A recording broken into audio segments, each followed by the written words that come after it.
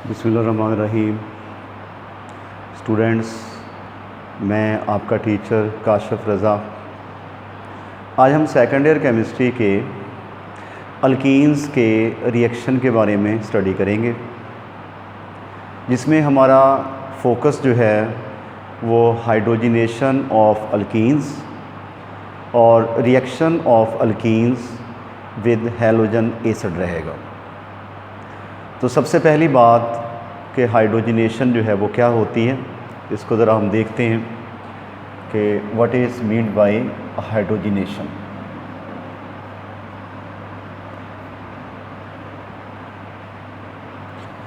किसी भी unsaturated compound में जो हाइड्रोजन का एडिशन होता है, मॉलिक्यूलर हाइड्रोजन का जो एडिशन होता है, उसे हम कहते हैं हाइड्रोजिनेशन। कि द एडिशन ऑफ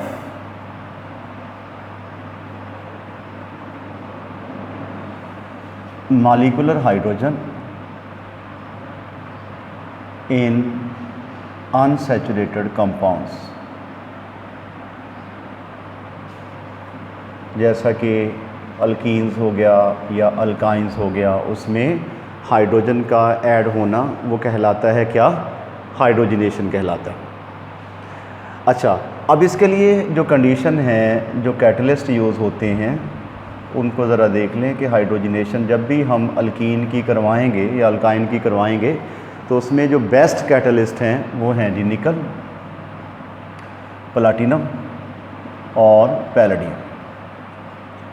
अब प्लाटिनम और पैलेडियम जो हैं ये काफ़ी कॉस्टली होते हैं, तो इससे हाइड्रोजिनेशन करवाने में ख़र्चा ज़्यादा जो है वो आता है, इकनॉमिकली जो है फिट नहीं है, इसलिए हम इनको यूज़ नहीं करते। हम रेने निकल जो है इसका यूज़ करते हैं,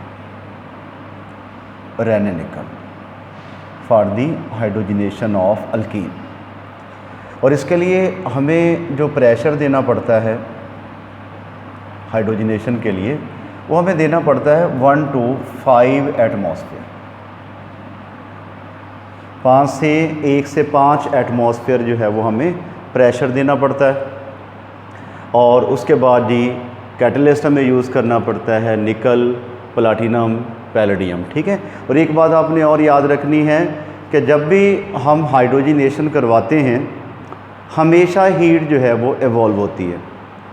हाइड्रोजिनेशन के नतीजे में हमेशा हीट एवॉल्व होती है। उस एवॉल्व होने वाली हीट को हम कहते हैं हीट ऑफ हाइड्रोजिनेशन। आपके पास आ गया जी हीट ऑफ हाइड्रोजिनेशन।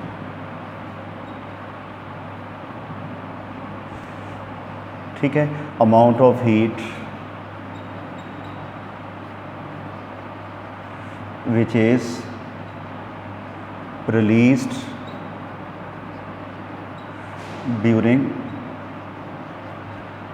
हाइड्रोजिनेशन। कि हाइड्रोजिनेशन के नतीजे में एवॉल्व होने वाली जो हीट है वो क्या कहलाती है? हीट ऑफ हाइड्रोजिनेशन कहलाती है। इसका मतलब है कि हाइड्रोजिनेशन जो है ये क्या होता है? एक एक्सोथर्मिक प्रोसेस होता है, इसमें हमेशा हीट एवॉल्व होती है।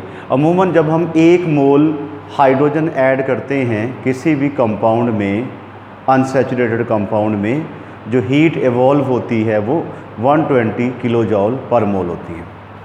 ठीक है। अभी हम बात करेंगे इसकी कि 120 किलो जॉल पर मोल हीट कहाँ पे एवॉल्व होगी?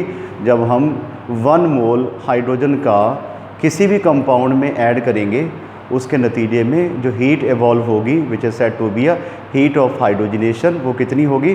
वो 120 किलो जॉल पर मोल जो है वो हमेशा हुआ करेगी। अच्छा, उसके बाद जी अब मैंने यहाँ पे लिखा रेने निकल, कि रेने निकल जो है वो क्या होती है। इसको ज़रा तैयार करने का तरीका भी देखते हैं और हम देखते हैं कि रेने निकल क्या होती है। तो क्वेश्चन हमेशा ऐसे ही आता है, व्हाट इज़ रेने निकल।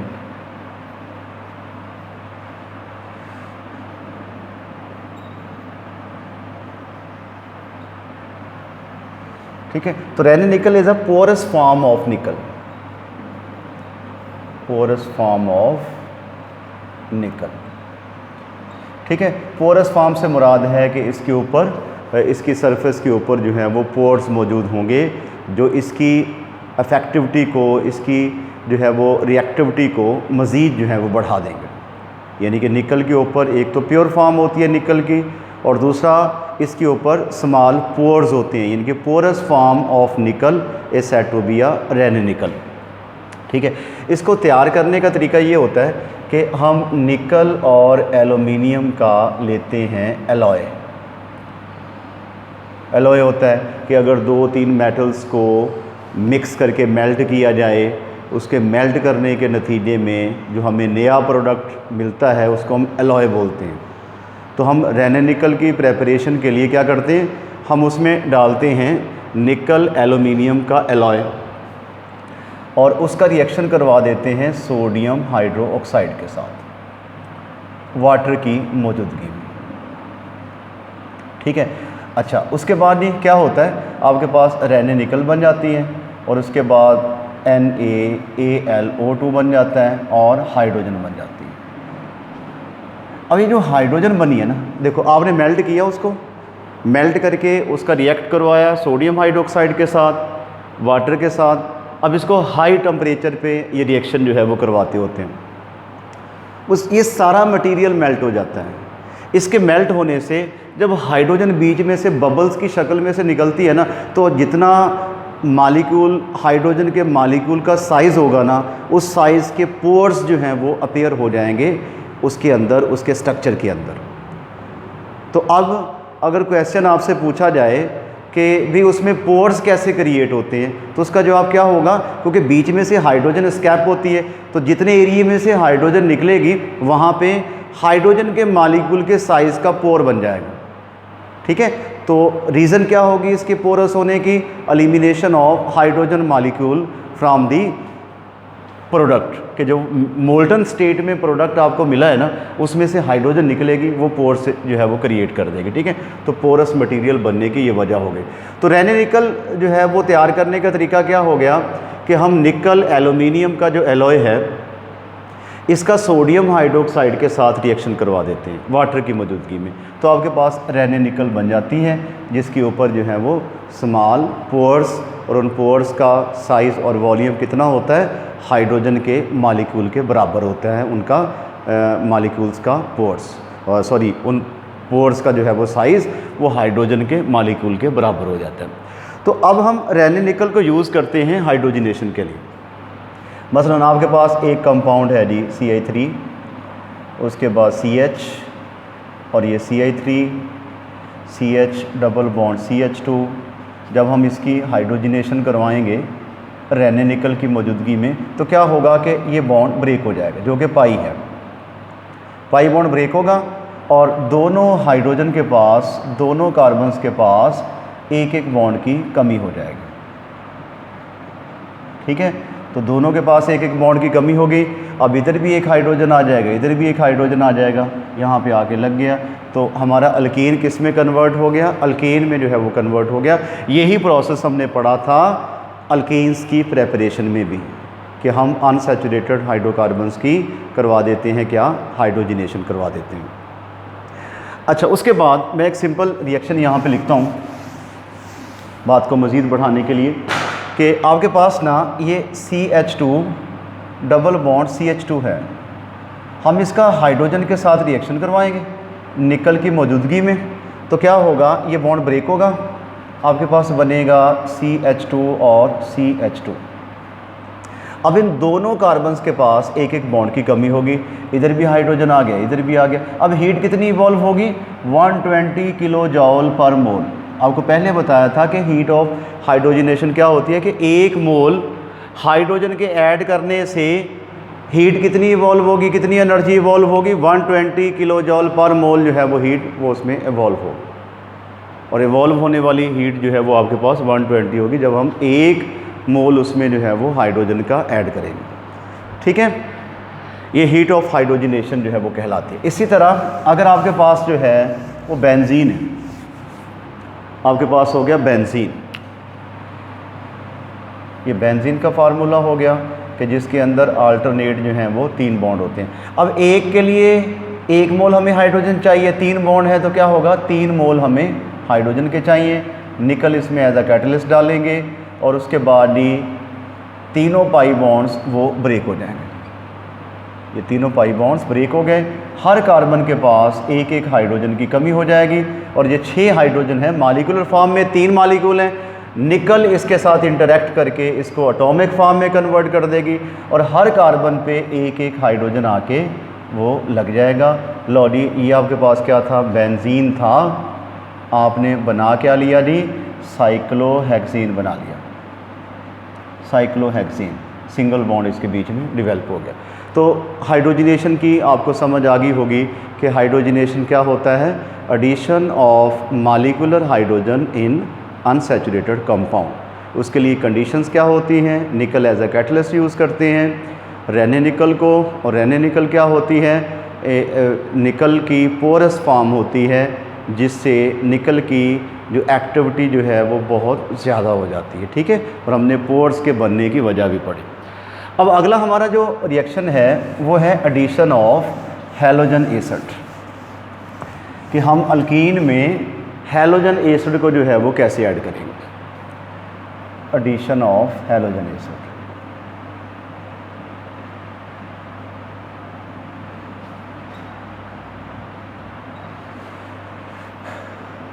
अच्छा, अब देखें जो 7A ग्रुप के जो एलिमेंट्स हैं वो आपके पास हैं जी,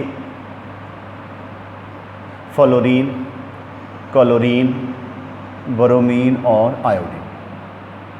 अगर इनके साथ हाइड्रोजन लगा दिए जाए HF, ये बन जाएगा HCl, HBr और HI, तो इनको हम कहेंगे हैलोजन एसिड्स, ठीक है। कि अगर हम 7A ग्रुप के एलिमेंट्स के साथ हाइड्रोजन लगा देते हैं तो हमारे पास क्या बन जाता है, ये हैलोजन एसिड्स बन जाती हैं। अब इनका रिएक्शन हमने करवाना है अल्कीन्स के साथ। तो सबसे पहले इसका करवाते हैं जी, ये आपके पास आ गया CH2 डबल बॉन्ड CH2 और प्लस जो है ये बन गया HCl। मैं प्रोडक्ट लिखता हूँ फिर आपको मैकेनिज्म समझाता हूँ। ये बॉन्ड ब्रेक होगा, आपके पास बनेगा एक कार्बन पे हाइड्रोजन आ जाएगा और दूसरी पे आ जाएगा क्या, क्लोरो जो है वो हो जाएगा, ठीक है, और बन जाएगा क्या, अल्काइल हैलाइड बनेगा। सिंपली क्या किया कि यहाँ से एक पाई बॉन्ड ब्रेक किया, दोनों कार्बन्स के पास बॉन्ड की कमी आ गई, एक पे हाइड्रोजन लगा दिया और एक पे लगा दिया हैलो ग्रुप लगा दिया।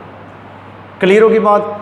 इस तरह रिएक्शन करने का जो रिएक्टिविटी है वो सबसे ज़्यादा किसकी होगी, HF की होगी, उससे कम HCl की, उससे कम HBr की, और सबसे कम जो है वो किसकी होगी, HI की होगी, ठीक है। तो ये रिएक्टिविटी हो गई टुवर्ड्स दी हैलोजन एसिड्स, ठीक है। अब इसका मैकेनिज़्म देखते हैं कि मैकेनिज़्म में जो है वो होता क्या है। तो सबसे पहला काम ये होता है कि आपका मसलन HCl है, ये सबसे पहले डिसोसिएट हो जाएगा इनटू H पॉजिटिव और Cl नेगेटिव आयन। अब आपके पास अल्कीन है CH2 double bond CH2।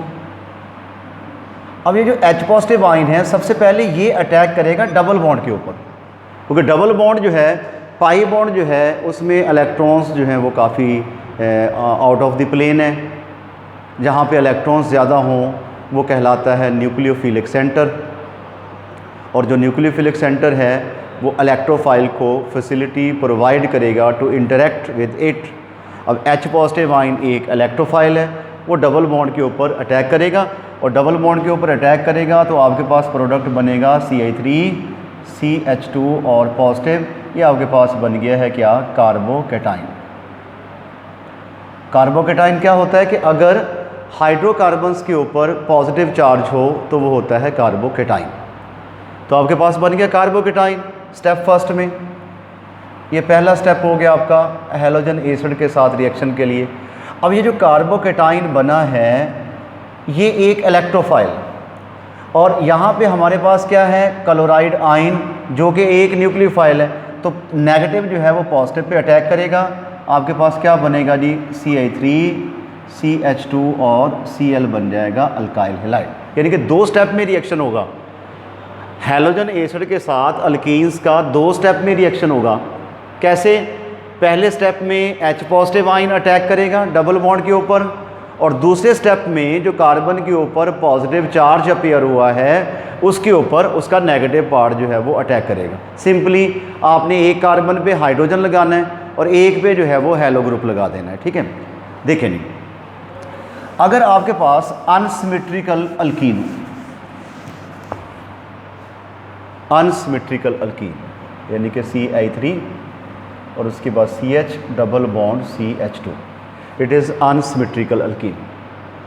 Unsymmetrical alkyne ऐसी अल्कीन होती है कि जिसमें डबल बॉन्ड के इर्द गिर्द number of carbon atoms different हों। अगर सेम हो, मसलन आपके पास ये कंपाउंड आ जाता है CI3 CH double bond CH और ये CH3, देखिए इधर भी नंबर ऑफ कार्बन एटम्स 2 हैं और इधर भी नंबर ऑफ कार्बन एटम्स 2 हैं, तो इट इज़ सिमेट्रिकल अल्कीन। इसे हम कहेंगे सिमेट्रिकल अल्कीन। और यहाँ पे देखें, एक साइड पे एक है और एक साइड पे 2 हैं, तो it is said to be a unsymmetrical alkene. तो अगर अनसिमेट्रिकल अल्कीन की आपने हैलोजन एसिड के साथ रिएक्शन करवाना है तो आप कैसे करवाएंगे? ये तो हमने पढ़ लिया कि डबल बॉन्ड को ब्रेक करके एक पे हाइड्रोजन लगा देना है और एक पे जो है वो हेलो ग्रुप लगा देना है। लेकिन अब अगर अनसिमेट्रिकल अल्कीन हो, आपके पास आ गया HBr, तो क्या करना है आपने? पाई बॉन्ड ब्रेक होगा तो CI3 CH और CH2। अब सवाल ये है कि कौन सी कार्बन पे हाइड्रोजन आएगा और कौन सी कार्बन पे हेलो ग्रुप जो है वो आएगा। तो आपने याद रखना है कि जिस कार्बन पे पहले ही हाइड्रोजन ज़्यादा हो, आपने हाइड्रोजन उसी कार्बन को देना। मसलन देखें, यहाँ पे 2 हाइड्रोजन है, यहाँ पे 1 है, तो जिस कार्बन पे हाइड्रोजन ज़्यादा है आपने हैलोजन एसिड का H पॉजिटिव वहाँ पे लगाना है, तो यहाँ पे लग गया और दूसरी पे जो है वो क्या आ गया? ब्रोमो ग्रुप आ गया। तो ये जो एक रूल के तहत है ये रिएक्शन, उस रूल को हम बोलते हैं मार्कोनी-कोब्स रूल। तो मार्कोनी-कोब्स रूल क्या होता है कि अगर आपके पास अनसिमेट्रिकल अल्कीन हो तो आप हाइड्रोजन उस कार्बन को दोगे जिसमें नंबर ऑफ हाइड्रोजन एटम्स पहले ही ज़्यादा हो। कि अगर आपके पास अनसिमेट्रिकल अल्कीन्स हो तो आपने हाइड्रोजन किसको डोनेट करना है? किस कार्बन को डोनेट करना है? जिसके पास पहले ही हाइड्रोजन जो है वो ज़्यादा हो, आपने उसको क्या कर देना है? हाइड्रोजन देना है। और जहाँ पे हाइड्रोजन जो है वो कम हो वहाँ पे आपने हेलो ग्रुप जो है वो लगा देना होता है। क्लियर होगी बात? देखें, एक और रिएक्शन करते हैं। हमारे पास है जी CI3 CH double bond CH2 और यहाँ पे आ गया CI3। इसका रिएक्शन आपने HBr के साथ करवाना। अब देखें, एक बॉन्ड ब्रेक करेंगे। अब इधर हाइड्रोजन 2 है और इधर है जो 1 है, तो हम क्या करेंगे? हाइड्रोजन इसका यहाँ पे लगाएंगे और ब्रोमो जो है वो यहाँ पे लग जाएगा। आपके पास प्रोडक्ट क्या बनेगा? CI3 और उसके बाद ये CH, यहाँ पे CI3 आ गया, यहाँ पे ब्रोमो लग गया और ये बन गया CH3। ये रूल क्या है? मार्कोनी-कोब्स रूल, कि अगर आपके पास अनसिमेट्रिकल अल्कीन हो तो आप हैलोजन एसिड का H पॉजिटिव उस कार्बन के साथ लगाते हैं जहाँ पहले ही हाइड्रोजन जो है वो क्या हो? ज़्यादा हो। आज के हमारे लेक्चर में इतना ही था। नेक्स्ट वीडियो में हम इसके रिमेनिंग रिएक्शंस को मैकेनिज़्म के साथ पढ़ेंगे। उस वक्त तक के लिए अल्लाह हाफिज़।